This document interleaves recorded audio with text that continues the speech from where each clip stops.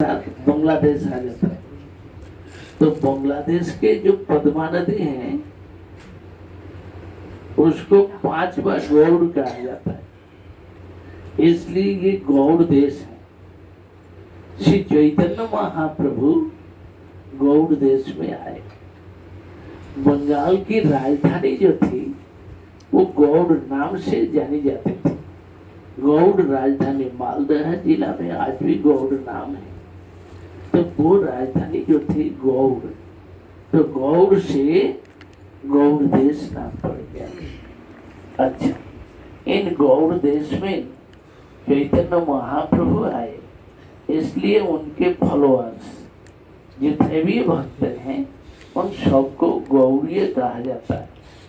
दूसरी बात, तो इन देशों में जितने भी ब्राह्मण हैं सभी ब्राह्मणों को गौड़ ब्राह्मण कहा जाता है। और ऐसे दक्षिण में उड़ीसा में महानदी है, महानदी से अब चलता गया आंध्र प्रदेश में गोदावरी, एक द्राविड़ आता है। आंध्र के गोदावरी से लेकर के कावेरी तक आता है, मद्रास में कावेरी नदी। तो कावेरी से लेकर के आगे चलता है कर्नाटक में शतद्रु, तमिलनाडु और कर्नाटक के बीच में शतद्रु नदी आता है। तो शतद्रु से फिर भीमा नदी, भीमा से फिर नर्मदा आ जाता है, गुजरात के नर्मदा। तो ये दक्षिण भारत को पंच द्राविड़ कहा जाता है इन नदियों के विभाजन से, और उत्तर के ये गौड़ कहा जाता है। इसलिए दक्षिण के ब्राह्मण को द्राविड़ ब्राह्मण कहते हैं। वो प्राणायाम करेंगे या आचमन करेंगे तो ऐसे घुमा फिरा करके बड़ा इधर उधर घुमाएंगे, है ना। और सीधे सीधे बोले कि भाई ओम केशवाय नमः, ओम नारायणाय नमः, ओम माधवाय नमः 3 बार 5 आचमन करो, पानी ले लो, सिर पर छिड़का लो, हो गया, चलो अपना पूजा पाठ करो, है ना। तो वे लोग क्या करेंगे, वो दुनिया भर ले आएंगे, अंगन्यास करन्यास इत्यादि करते हुए बहुत सारा न्यास करेंगे। तो इसलिए वो उनको कहा जाता है द्राविड़ ब्राह्मण, और इधर के ब्राह्मण को गौड़ ब्राह्मण कहा जाता है। तो गौड़ देश में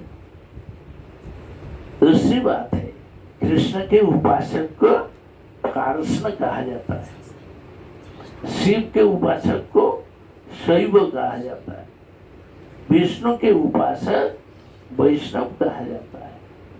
तो ये है गौड़ीय वैष्णव, है ना। गौड़ीय का मतलब है जो राधा गोविंद के उपासक हैं, बिना राधा रानी के कृष्ण की उपासना नहीं करेंगे। श्रील भक्ति विनोद ठाकुर जी ने कहा है, बोले कि राधा विरहित माधव नहीं माने, केवल माधव पूजय स्व अज्ञानी। केवल कृष्ण की पूजा करता है तो वो अज्ञानी है। बोले ऐसा नहीं, हाथ पर रहित सूरज नहीं जाने, राधा विरहित माधव नहीं माने। बिना किरण के बिना ताप के सूरज हैं, ऐसा नहीं होता। पर किरणों के बिना सूर्य नहीं, तो राधा जी के बिना माधव भी नहीं।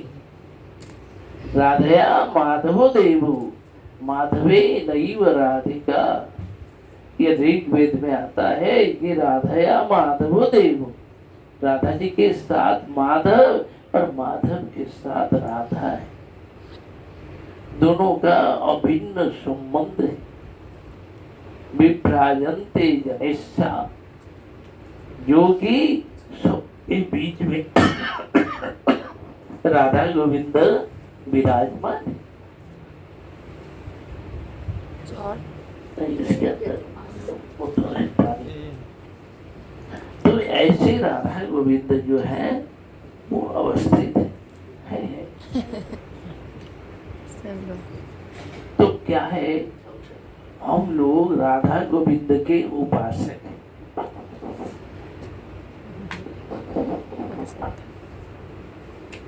राधा जी जो है कृष्ण की अंतरंगा स्वरूप शक्ति, आह्लादिनी, कृष्ण के आह्लादे ताते नाम आह्लादिनी, जो कृष्ण को सदा सर्वदा आनंद प्रदान करती है, वो है आह्लादिनी श्री राधा।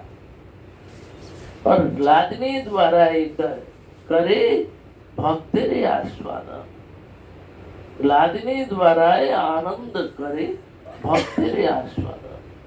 भक्तों को आह्लादिनी श्री राधा के द्वारा आनंद प्रदान करते भगवान कृष्ण स्वयं आनंदित, राधा जी के द्वारा आनंदित होते हैं और दूसरों को आनंद प्रदान करते हैं। यदि राधा जी नहीं हो तो कृष्ण केवल निराकार निर्विशेष ब्रह्म बन जाए। जब राधा जी के साथ हैं तब भगवान श्री कृष्ण रसिक शेखर। फिर राधा जी क्या करती है, श्याम के कराए श्याम रस मधुपान।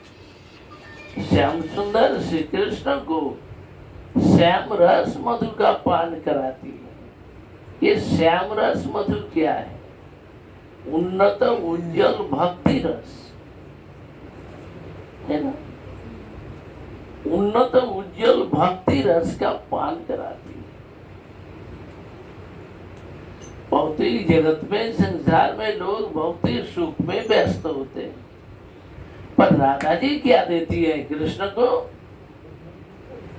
उन्नत उज्जवल भक्ति रस का प्रदान करती है। श्याम रस मधु, वो श्याम रस मधु क्या है, प्रेम स्नेह मान प्रणय राग अनुराग भाव महाभाव आदि आदि ले करके जो महाभाव के बहुत सारे सोपान, तो ये सभी भावों को आस्वादन कराती है। ये संसार में नहीं, नित्य जगत में, पर जगत में। इसलिए भगवान श्री कृष्ण श्याम रस मधु का पान करते हैं। और क्या, गोविंद नंदिनी राधा, गोविंद मोहिनी, गोविंद सर्वस्व कृष्ण कांता शिरोमणि।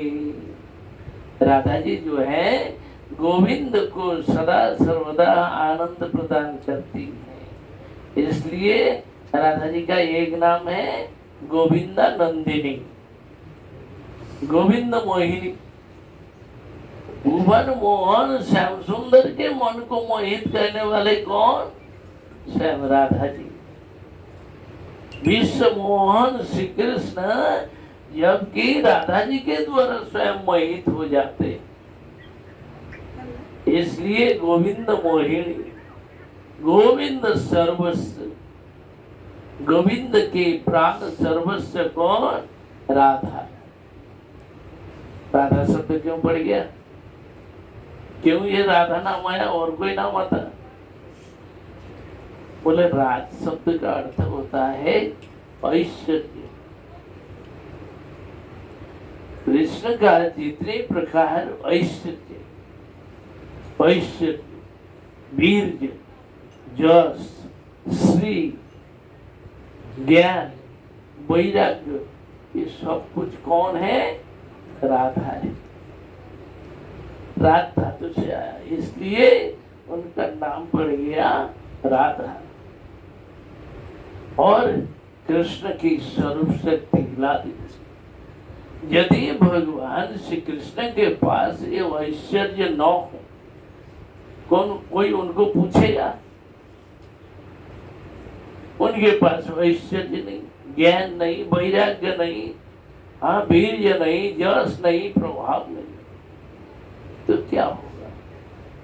यदि ये सब होगा तब तो एक व्यक्ति को शक्तिशाली माना जाएगा। भगवान श्री कृष्ण परम पुरुष है, स्वयं भगवान है।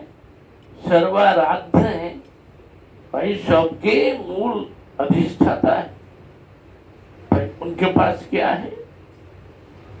बहुत शब्द से ऐश्वर्य, वीर्य, जस, श्री, ज्ञान, वैराग्य, ये 6 चीज है।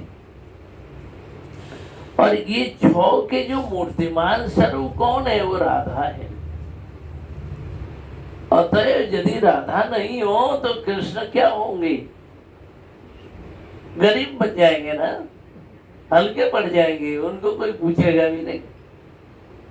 अतएव राधा को छोड़ करके कृष्ण नहीं, और कृष्ण को छोड़ करके राधा भी नहीं।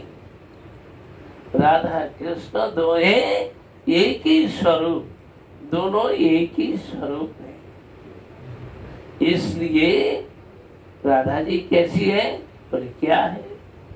बृहद गौतमीय तंत्र में कहा है कि राधा कैसी है? कृष्ण कांताओं में सर्व शिरोमणि स्वरूपा राधा जी।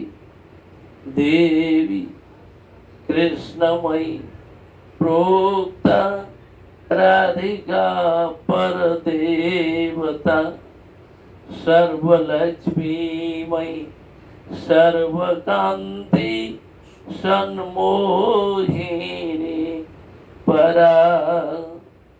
देवी कृष्णमयी प्रोक्ता राधिका पर देवता। राधा जी क्या है? देवी है। बोले देवी क्यों? बोले समस्त ऐश्वर्य की अधिष्ठात्री, इसलिए देवी दो माना परमा सुंदरी, जो प्रकाश से है और अत्यंत सुंदरी है। परमा सुंदरी। बोले कितनी सुंदरी है? भाई गोरी है, कश्मीरी गोरी, रशियन गोरी, ये चाइनीज भी गोरी, हाँ, यूरोपियन गोरी, इंग्लैंड की भी गोरी लड़कियां हैं। ये से देखने लायक गोरियों में से कौन सी गोरी? बोले भाई कश्मीर की गोरी ठीक है और रशियन गोरी भी ठीक है, परंतु उनसे भी और करोड़ों गुना अधिक। बोले राधा जी गोरी है। बोले कितनी गोरी है? कैसी गोरी है? भाई ठीक है, गोर वाले की उसमें लाल बन है, लालिमा है, तो इसलिए बोले और उनका जो दिव्य तेज है, प्रवाह है, प्रकाश है, वो कहाँ मिलेगा? बोले कितनी गोरी है? बोले कहना बड़ा कठिन। एक समय कृष्ण वृंदावन में प्रवेश किए। वृंदावन में आए, आते ही देखा संपूर्ण वृंदावन ज्योतिर्मय हो गया, प्रकाशमय। कौन सा प्रकाश? गोल्डन कलर, गोल्डन कलर प्रकाश, लाइट फैला हुआ है चारों ओर। पूरा वृंदावन एकदम ज्योति से भरा हुआ। तो कृष्ण देख करके चमत्कृत हो गए। इतना लाइट, इतना ज्योति, इतना प्रकाश क्या है? हरित वर्ण वृंदावन अभी गोल्डन कलर में, सोने की कलर से एकदम भर गया। तो देख करके कृष्ण चमत्कृत हो गए। हो करके वृंदावन में प्रवेश किया। तो चलते चलते चलते निकुंज वन के पास आ गए। जब निकुंज वन के समीप आए, आते दूर से देखा कोई एक गोरी लड़की यहाँ पर खड़ी है सेवा करने के अंदर, और उसका ही दिव्य तेज, दिव्य प्रकाश पूरा वृंदावन ज्योतिर्मय फैल गया, ज्योति फैल गया। तो बोले भाई क्या है ये गोरी लड़की? कौन है? समझ नहीं पा रहे। तो उस समय कृष्ण अनुमान लगा रहे हैं, अंदाज कर रहे हैं।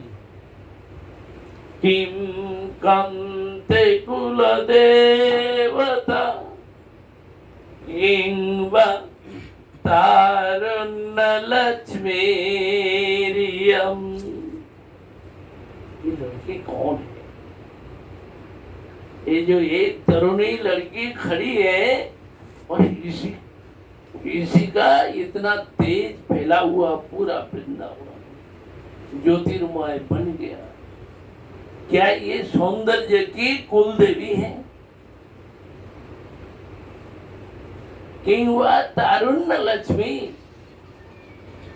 तरुणी लक्ष्मी जी तो नहीं है, इतनी सुंदरी। ब्रह्माणी, रुद्राणी, इंद्राणी तो कोई नहीं है। उनका इतना दिव्य तेज नहीं हो सकता है। उस समय कृष्ण अंदाजा करने लगे, क्या मेरे हृदय को आनंदित करने वाली वो लादनी राधा तो नहीं है? ऐसे अनुमान कर रहे हैं। फिर बोले कि चलो निकट चलते हैं। सेवा कुंज में प्रवेश किया। प्रवेश करके जो ही उस लड़की के सामने, राधा जी के सामने आए, आते ही राधा जी को देख करके एकदम बेहोश हो गए। खड़े खड़े देखते देखते कृष्ण भी बेहोश हो गए। उनको ये पता नहीं कि मैं कौन हूँ, कहाँ हूँ और किस रूप में, किस स्थिति में हूँ। राधा जी को देख करके बेहोश।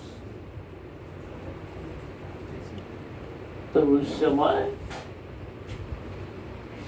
श्रील प्रबोधानंद सरस्वती पाद लिखने लगे, वेणु करान्निपतितं स्खलितं शिखंडं भ्रष्टं च पीत वसनं ब्रजराज सूनो जस्या कटाक्ष शराघात विमूर्छितस्त त्वं श्रीराधिका परिचरामि कदा रसेण। बोले कि राधा जी, कृष्ण ने राधा जी को देखा और देखते ही क्या स्थिति बन गई। कृष्ण खड़े के खड़े बेहोश हो गए। उनका दिव्य ज्योति, दिव्य प्रकाश, इस प्रकार सौंदर्य देख करके कृष्ण स्वयं खड़े खड़े ही मूर्छित हो गए। और जैसे ही मूर्छित हो गए तो प्रबोधानंद सरस्वती पाद लिख रहे हैं, बोल रहे हैं, वेणु करान्निपतितं। कृष्ण के हाथ से वेणु जो था वो भी गिर पड़ा, गिर गया।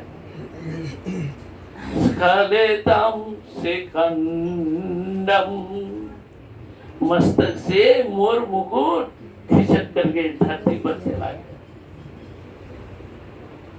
भ्रष्टं च पीतवसनं ब्रजराज सूनो, गले का जो दुपट्टा था वो भी गिर गया। कृष्ण को होश नहीं, पता ही नहीं चला। जस्या कटाक्ष शराघात विमूर्छितस्त। बोले भाई, राधा जी का नेत्र कैसा है? छोटा छोटा नहीं है, बड़ा बड़ा नेत्र है। बोले भाई, हाँ लड़कियां तो देखने को मिलता है सब जगह, यहाँ से ऊपर से नीचे तक। बोले भाई, आंखें कितनी बड़ी बड़ी है। अब की बार रशिया में गए तो बोले भाई देखो ये महिलाएं कैसी है, लड़कियां तो बड़ी लंबी लंबी होती है और उनकी आंखें जो होते हैं बड़ी बड़ी लंबी लंबी आंखें, एक बार देखे तो बस मार देगा वो। और कितनी बड़ी बड़ी आंखें, तो भाई देखने लायक। तो राधा जी की आंखें जो है बड़ी बड़ी खींची की आंखें, और उन नेत्रों में जब कटाक्ष एक बार कृष्ण के तरफ देख लिया बस हो गया। कृष्ण भी भ्रुभंगी कटाक्ष वहां के द्वारा गिर जाते हैं, तो हो गया मूर्छा। कृष्ण भी मूर्छित हो गए। तो इसलिए उनको ये भी पता नहीं कब बंसी गिरी और कब मोर मुकुट गिर गया, कपड़ा भी उतर गया, वो भी पता ही नहीं। कुछ देर ऐसे चलता रहा। उसके पश्चात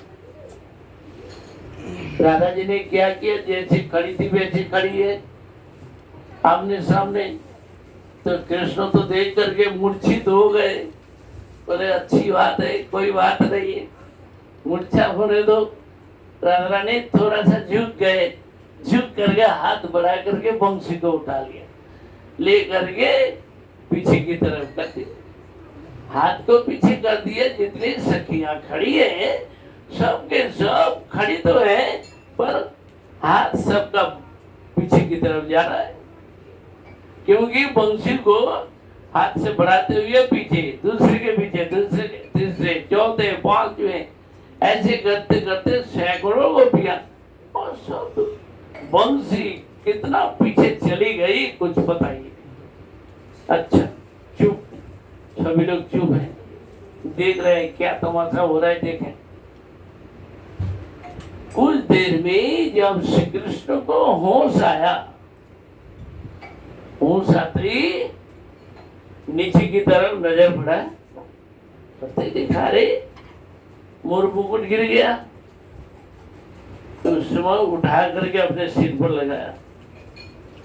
कपड़ा भी गिरा हुआ था, कपड़े को उठा करके दुपट्टे को गले में लगाया। अच्छा मोर मुकुट लगा लिए, दुपट्टा भी लगा लिया, परंतु हाथ तो खाली लग रहा है। कमर में हाथ लगा, बोले कमर में भी नहीं है, बंसी यहाँ भी नहीं है और हाथ में नहीं है। तो इधर उधर देखने लगे, आमने सामने आगे पीछे चारों ओर देखा, बंसी तो है नहीं। बोले किसने मेरी बंसी ली?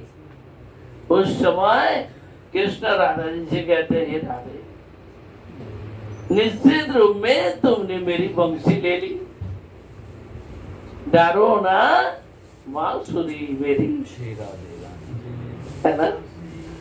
तो मेरी बांसुरी दे दो।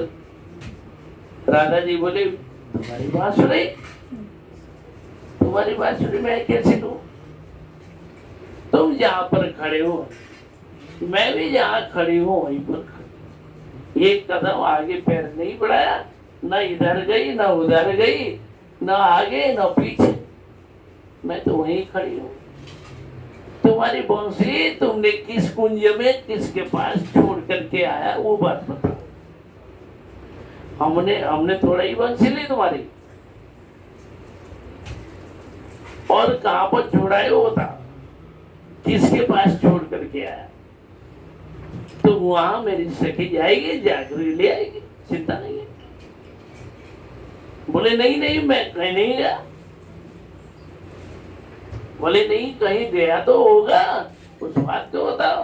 बोले नहीं मैं कहीं नहीं गई, मेरी बंसी यही है, मैं लेकर के आई थी। तो आई थी कहाँ चली गई, किसने लिया? किसी के पास नहीं है।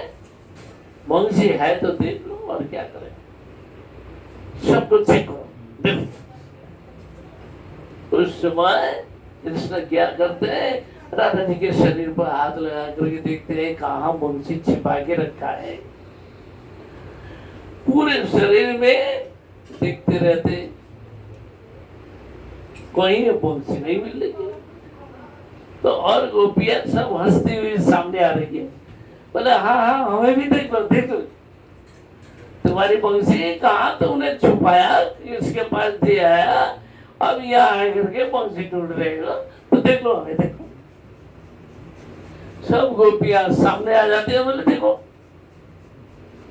तो सबको हाथ लगा करके देखते, बंसी कहीं मिलती नहीं। सबको देखते देखते देखते हैरान हो गए। बोले फिर भी बंसी नहीं मिलेगी, बात क्या है? किसी के पास मंगने कहाँ छिपा के रख के आई है कोई पता है? और बांसुरी के लिए रोते हैं। राधा जी से कहते हैं, राधे बांसुरी के बिना मैं गैया को कैसे कंट्रोल करूं, और मेरे सखाओं को कोई भी मेरे बस में नहीं होगा जब तक बांसुरी नहीं होगी। मुझे बांसुरी चाहिए। गोपियां उस समय कहती है, हे श्याम सुंदर देखो, एक टुकड़ा एक गांठ बांस कितना बेचेगा? कोई भी पैसा नहीं है उसका, कोई मूल्य नहीं होता। घर में कोई एक बांस का टुकड़ा पड़ा हो तो उसको उठा कर बाहर फेंक देता है, यही अमंगल बांस है। अशुद्ध अपवित्र बांस बाहर फेंक, कोई घर में रखता नहीं। और तुम उस बांसुरी को, बांस के एक टुकड़े को लेकर के कभी हाथ में, कभी कमर में, कभी मुंह के ऊपर, अरे और उसके लिए तुम रो रहे हो, आंसू आ रहे हो। एक काना कौड़ी मूल्य नहीं है। बोलो, अभी तुम राजकुमार हो, कल तुम राजा बन जाओगे। राजा बन करके हम लोगों का पालन पोषण करोगे या हम लोगों का शोषण करोगे? क्या करोगे? मारोगे या जिलाओगे? एक टुकड़ा बांस काना कौड़ी मूल्य नहीं, उसके लिए तुम हाय मचा रहे, रो रहे हो। तो गोपियां कृष्ण को ऐसे नचाती है और कृष्ण बांसुरी के लिए रोते हैं। राधा जी के पीछे पड़ते हैं, राधे बांसुरी दे दो, कहाँ है कहाँ है? जब बहुत रो लिए तब राधा जी की सखियों से कहती है, अरे सखियों, अरे देखो ना कहीं बांसुरी मिल जाए तो।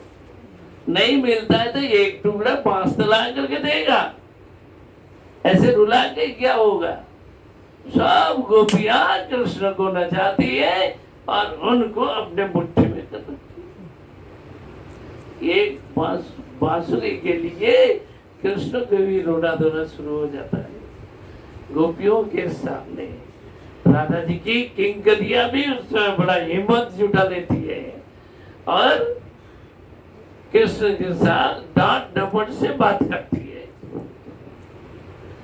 तो ये है देवी दुत्माना परमा सुंदरी। राधा जी परमा सुंदरी है। बोले कितनी सुंदरी, कृष्ण स्वयं मोहित हो जाते हैं तो और की बात क्या है? भुवन मोहन श्याम सुंदर। और कृष्ण के जितने भी क्रीड़ा हैं, जितना लीला विहार है, सब किसके लिए? राधा जी के लिए। राधा जी के भाव को आस्वादन करने के लिए कृष्ण की सभी लीलाएं। राधे तुम्हारे लगी ब्रजवास, तुम बिना मोर कहाँ रास। तुम्हारे लिए मेरा ब्रजवास है और तुम्हारे साथ लीला विनोद है। यदि तुम नहीं हो तो मेरा ब्रज में भी कोई वास नहीं हो पाए। तुम्हारे साथ लीला के कारण ही ब्रजवास। तो इस प्रकार कृष्ण राधा जी को मनाते। देवी कृष्णमयी प्रोक्ता, कृष्णमयी कृष्ण जिनके बाहर भीतर। राधा जी बचपन से, शुरू से ही इस भौतिक जगत में भी आकर के जब छोटी बच्ची है, जब उन्होंने नेत्र खोल करके कृष्ण को देखा, कृष्ण का स्पर्श पाया, तब उन्होंने नेत्र खोला। खुल करके कृष्ण को देखा। कृष्ण के अतिरिक्त वो कुछ नहीं जानती, न देखती, न सुनती, न जानती, न समझती। कृष्ण जिनके बाहर भीतर सर्वत्र है, कृष्ण में सदा आविष्ट है, तन्मय है। कृष्ण गुणगान जैसा प्रवाह काने, निरंतर कृष्ण गुणगान श्रवण करती है, यही उनके कानों का कुंडल है। निरंतर मुंह में कृष्ण नाम, कृष्ण कथा और कुछ नहीं। और कृष्ण चिंता में डूबी हुई है और निरंतर कृष्ण की सेवा करने में। शादी हुआ या नहीं हुई या क्या है, संसार है, धर्म है, गुरुजन है, कुछ उनको पता ही नहीं। हमें कोई मतलब नहीं, कृष्ण से ही हमारा मतलब है। इस प्रकार गोपियां हैं। राधा जी, जब कृष्ण ने उद्धव को कहा, उद्धव रामेण सार्धम मथुराम प्रणीते, भैया बलराम के साथ जब मैं मथुरा को चला गया, जाने पर ब्रजगोपियां न ददृशु सुखाय, अपने जीवन में सुख के लिए उन्होंने कुछ नहीं देखा। न कभी कोई अच्छा कपड़ा पहनी हो, कभी न कभी कुछ अच्छा खाया पिया हो, तो भी नहीं। कभी मेला अनुष्ठान में कहीं भी गई हूँ, वो भी नहीं। दिवा रात्र मेरे बीच में खो बैठी, तन्मय हो गई। यथा समाधो मुनये अवधित हुई, जैसे समाधि में मुनिगण बैठे हुए तो उनको बाहर का कुछ पता ही नहीं चलता। नदियां जैसे समुद्र में जा मिल जाती हैं, पानी में पानी मिल जाता है, वैसे ही गोपियां मेरे बीच में तन्मय हो गई, खो गई, उनको दूसरा कुछ पता ही नहीं। इस प्रकार गोपियां, कृष्ण स्वयं उद्धव को कहते हैं, उद्धव देखो, इन गोपियों के प्रेम में मैं सदैव वशीभूत हूं, इनको मैं कभी भूल नहीं सकती, दूर नहीं जा सकता। इसलिए उद्धव तुम एक काम करो, तस्मात् तम उद्धवो उत्सेज नोदनाम प्रतिनोदनाम, विधि निषेध और